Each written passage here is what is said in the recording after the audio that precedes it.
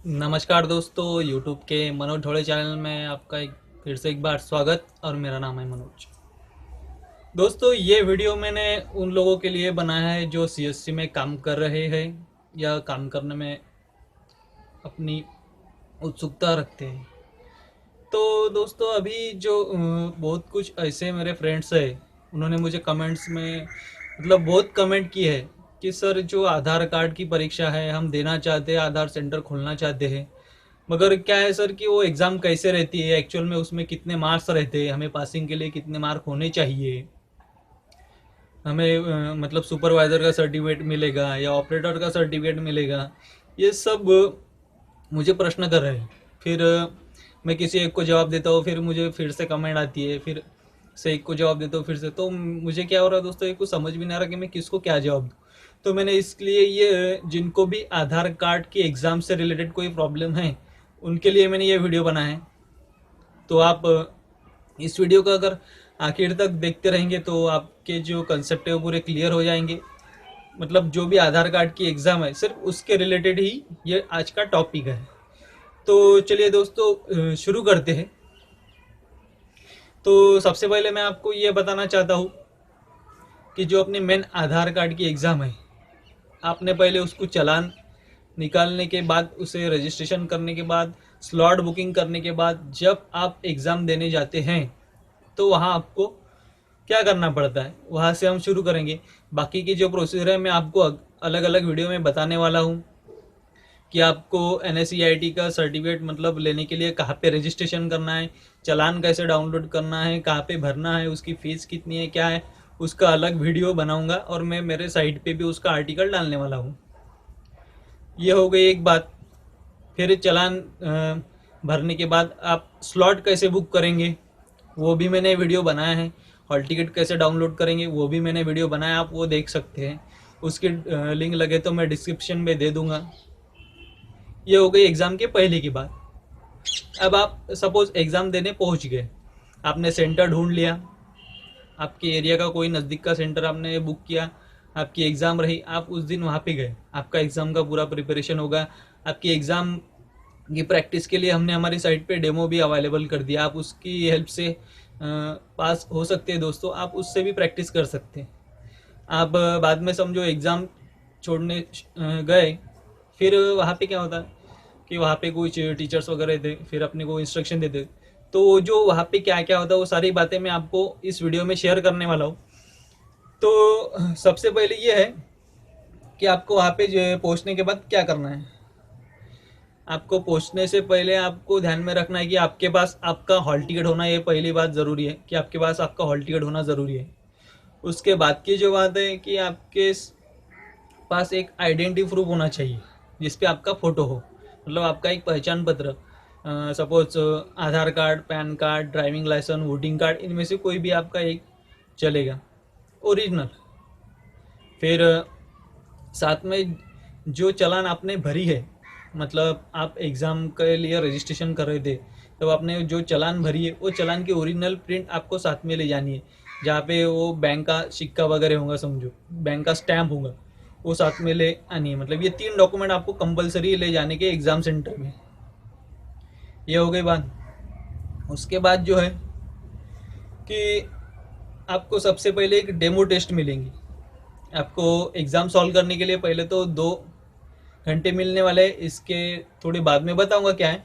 तो सबसे पहले आपको क्या है कि एक डेमो टेस्ट मिलती है वहाँ पे। तो डेमो टेस्ट होती क्या है दोस्तों, ये डेमो टेस्ट आपकी एक प्रैक्टिस एग्ज़ाम रहती कि आगे की जो मेन एग्ज़ाम है वो आप कैसे सॉल्व करना है। तो उसके पहले आपकी एक डेमो टेस्ट ली जाती है, उसमें सिर्फ 7 मार्क्स की एग्ज़ाम रहती, वो आप प्रैक्टिस कर सकते, 5 मिनट थोड़े छोड़ के आप बैठ जाइए। फिर वहाँ के जो सुपरवाइज़र या कोई रहते, हमको इंस्ट्रक्शन देते वहाँ का स्टाफ, फिर हमको इंस्ट्रक्शन फॉलो करने के बाद जो वैसे हमको इंस्ट्रक्शन देते हमने एग्ज़ाम स्टार्ट करनी है। फिर होता क्या है दोस्तों, एग्ज़ाम स्टार्ट होने के बाद आपको टोटल 2 आवर मिलते हैं, 2 घंटे आपको एग्ज़ाम सॉल्व करने को मिलते हैं। फिर एग्ज़ाम सॉल्व करने को 2 घंटे मिलते हैं, तो उनको आप में उसमें क्वेश्चन कितने रहते हैं, ये सबसे बड़ा कोई ये अपने के लिए प्रॉब्लम है कि सर उसमें क्वेश्चन कितने रहते हैं हमें पता ही नहीं है। तो ठीक है दोस्तों, वो मैं आपको बताने जा रहा हूँ कि उसमें क्वेश्चन कितने रहते हैं एक्चुअल में। तो दोस्तों उसमें पहले तो मैं बताना चाहता हूँ कि उसमें 3 सेक्शन रहते हैं, 1, 2 और 3। आपको ये तीनों सेक्शन पूरे करने होते हैं। तो सबसे पहले सेक्शन में आपको 10 क्वेश्चन रहते हैं, मतलब 10 प्रश्न। बाद का जो सेक्शन है 2 नंबर का, उसमें आपको 30 प्रश्न रहते हैं।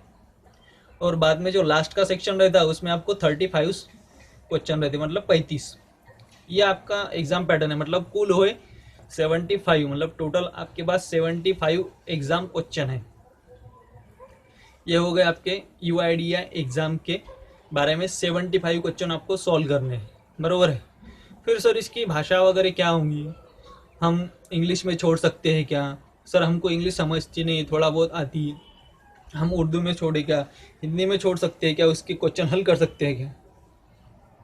तो इस बात का भी सोल्यूशन है दोस्तों। अभी क्या हो रहा है, जो आधार कार्ड की एग्ज़ाम है, मतलब NSEIT के अंतर्गत जो चालू है, इस पे अभी बहुत सी टीम काम कर रही है। और सभी लोगों को अपनी अपनी भाषा में वो एग्ज़ाम सॉल्व करने के लिए क्वेश्चन देने की कोशिश कर रही है। तो अभी दोस्तों उसमें इंग्लिश अवेलेबल, मतलब इंग्लिश हर एक को कंपलसरी है। बाद में हिंदी, मराठी और कई लैंग्वेज है जो उसमें डेवलप हो रही है और आपको मिलेंगी। उसका भी मैं डिटेल में मेरे आर्टिकल में लिख दूंगा। मैंने मेरे वेबसाइट पे डाल दिया ये पूरा आर्टिकल में, जो आपसे बात कर रहा हो वहाँ से भी पढ़ सकते हैं।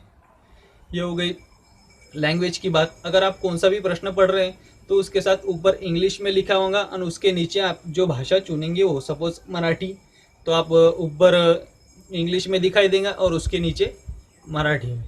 आ गया समझ में? मतलब आप मराठी लैंग्वेज अगर सिलेक्ट कर रहे हैं एग्ज़ाम स्टार्ट करते टाइम पे, तो आपको क्वेश्चन कौन सी भाषा में आएंगे, इंग्लिश प्लस मराठी। आ गया समझ में? या फिर आप हिंदी सिलेक्ट कर रहे हैं तो इंग्लिश के साथ साथ हिंदी, मतलब दोनों भाषा आपको एक ही साथ में आने वाली है। आपको सिर्फ इंग्लिश तो इंग्लिश में देनी पड़ेंगे ऐसा नहीं है, या हिंदी तो हिंदी में देनी पड़ेगी ऐसा नहीं है। आपको इंग्लिश और हिंदी ऐसे दोनों भाषा एक साथ मिलेंगी। और इंग्लिश में दे रहे हैं तो सिर्फ आपको इंग्लिश में ही क्वेश्चन मिलेंगे। ये बात अच्छे से ध्यान में रखिए। ये हो गई लैंग्वेज सिलेक्ट करने की बात। फिर और आगे जाती है जो 3 सेक्शन मैंने आपको बोला है, तो आपको 3 सेक्शन बारी बारी से छोड़ने हैं। सबसे पहले एक सेक्शन आप आपके हिसाब से कौन सा भी ले सकते हैं। सपोज मैं सेक्शन 1 लेता हूँ। सेक्शन 1 लेने के बाद उसमें 10 क्वेश्चन है। 10 क्वेश्चन एकदम सिंपल रहते, डाटा कैप्चरिंग वगैरह में वो चूज़ करके फटाफट सॉल्व कर लेता। उसको भी 4 मतलब आंसर रहते, उसमें कोई भी प्रैक्टिकल एग्जाम नहीं रहती, उसमें आपको टाइप वगैरह कुछ भी करना नहीं है। सिंपली माउस का यूज़ करके जो ऑप्शनल बटन है ऑब्जेक्टिव क्वेश्चन, उस पर आपको क्लिक करना है, मतलब चारों में से एक, बाद में नेक्स्ट क्लिक करना है और पूरा सेक्शन होने के बाद फिनिश बटन पे क्लिक करना है। फिनिश बटन पे आपको 3 बार क्लिक करना है। 3 बार क्लिक करने के बाद आपका जो सेक्शन है वो पूरा कंप्लीट हो जाएगा। फिर आप नेक्स्ट सेक्शन लगा सकते हैं, मतलब अगला।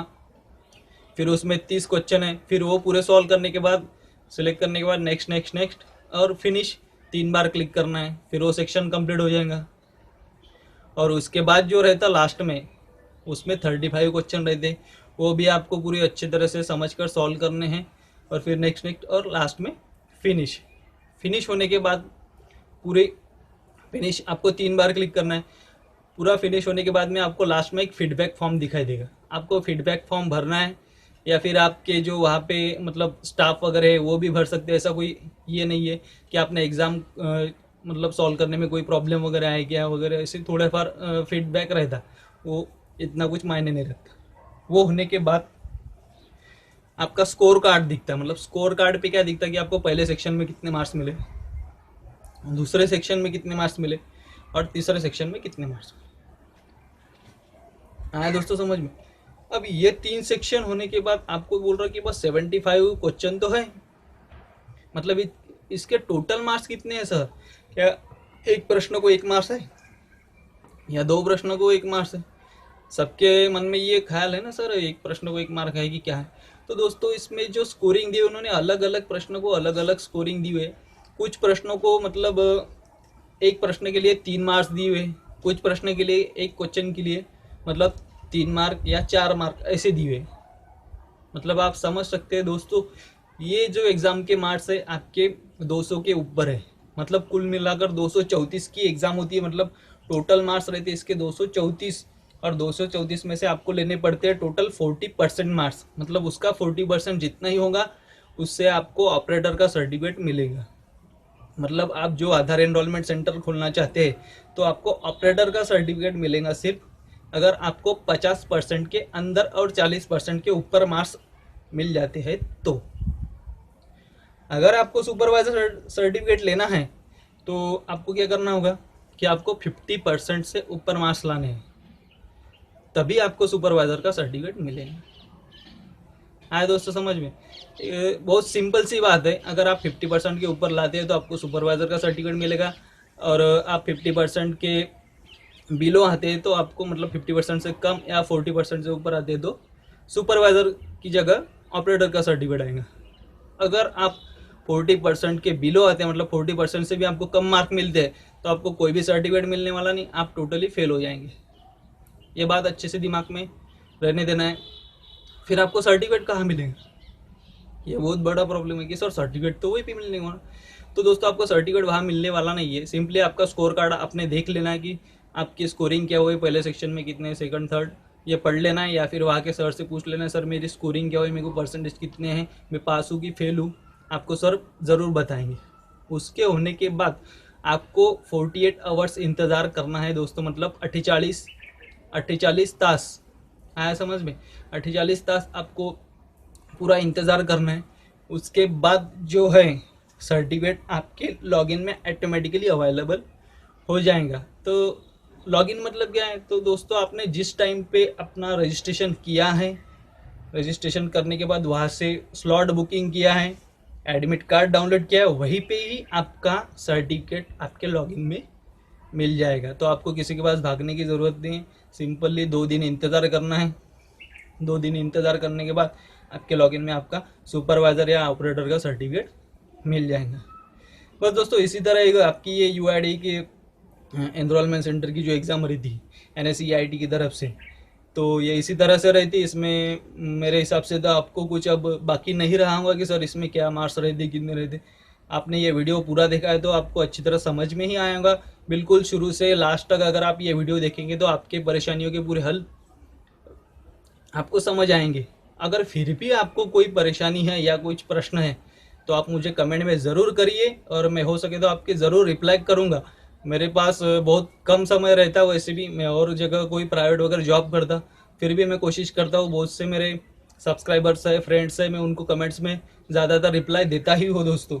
तो मैं आपको भी रिप्लाई करूँगा। अगर आपकी कोई प्रॉब्लम है तो मुझे कमेंट्स में बताइए। अगर आपको ये वीडियो पसंद आए तो उसे लाइक कीजिए और अपने CSC मित्रों दोस्तों के साथ ज़रूर शेयर कीजिए।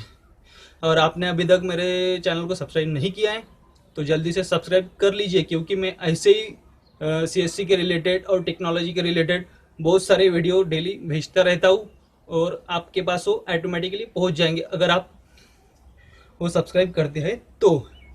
और सब्सक्राइब करके नीचे जो बटन है सब जो घंटी का, अगर वहाँ पे आप क्लिक करते हैं तो जब भी मैं पोस्ट करूँगा आपके मोबाइल में या ईमेल पे वो डायरेक्टली पहुँच जाएगा। तो दोस्तों मुझे ज़रूर सब्सक्राइब करिए, लाइक कीजिए और कमेंट करिए, और मेरे साथ बने रहिए। और बाय दोस्तों।